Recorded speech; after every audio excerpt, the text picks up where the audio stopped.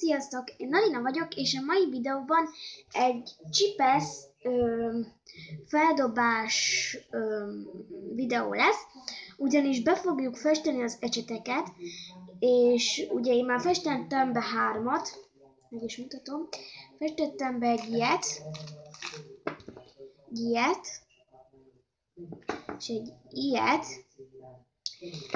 és a harmadikat nektek fogom megmutatni, hogy hogyan fogom elkészíteni, és írjátok meg lent, hogy nektek is hogy sikerült, és küldjétek el kommentbe. Nos, hát akkor nem is húzom tovább a szót. Ugye itt van egy ecset, ugye, amiben van víz. Itt már eléggé mocskos, de jó lesz az nekünk. És kiválasztunk egy nekünk megtetsző színt. Én most ezt a színt fogom választani, szóval az a lényege, hogy a vízfestékben ne nagyon mártsátok bele.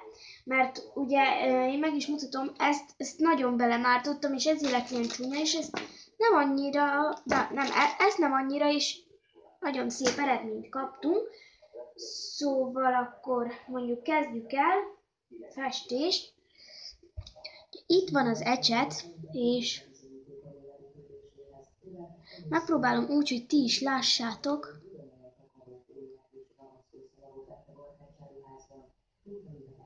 Jaj, tényleg pont nem láttátok. Hát most igen, nekem is erre sokat sikerült tenni, szóval most itt fogom festeni, mert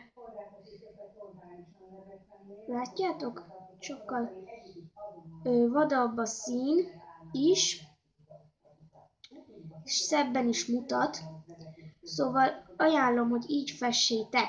Most én ezt most nem fogom teljesen kifesteni, ezt majd én szépen megoldom. Aztán, de mondjuk kifestem az egészet. Szépen. Hát jó, inkább ezt nem.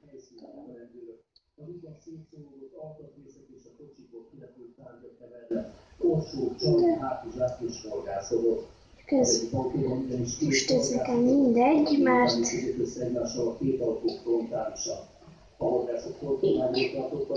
ugye így néz ki, és ugye ajánlom, hogy itt is fessétek be, mert ez úgy jobban feldobja, mert nem ugye, hogyha csak egyszínű, és ugye belül nincs befestve, ahol ugye látni lehet, akkor ugye nem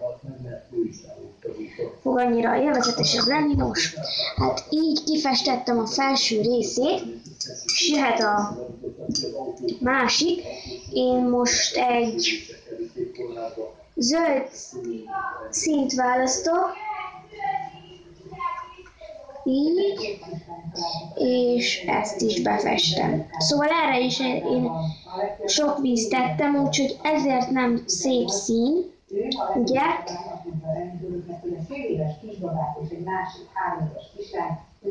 Így, és akkor ezt itt ki kell festeni. És felőle még festhettek rá akármit ugyan. Lehet díszként bármit, csillagot vagy szívecskét.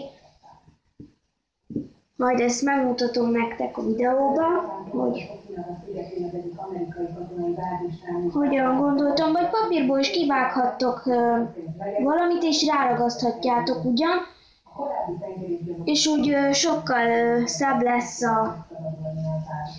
És még azt akartam mondani, hogy itt belül is fessétek be, mert ugye ugyanazt mondhatom, mint ott, az előzőnél.